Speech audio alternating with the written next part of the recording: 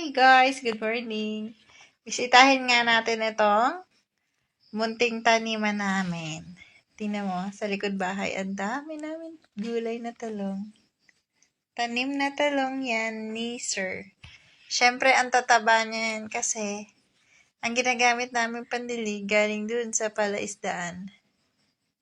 Ang dami. Maliliit pa lang siya, lalaki pa siya. Yan. Gusto ko na nga siyang pitasin eh, oh. Diba? Ang hahaba niya, pero sana tumaba na din. Kasi ah, ang dami na. Alo. Pati okra. Ang lalaki na.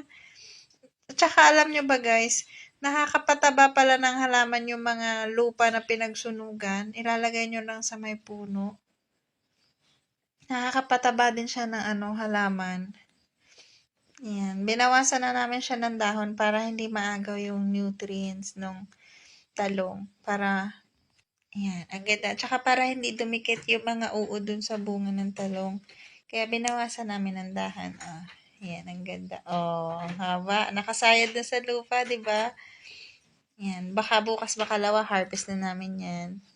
Guys, bye! Please follow me.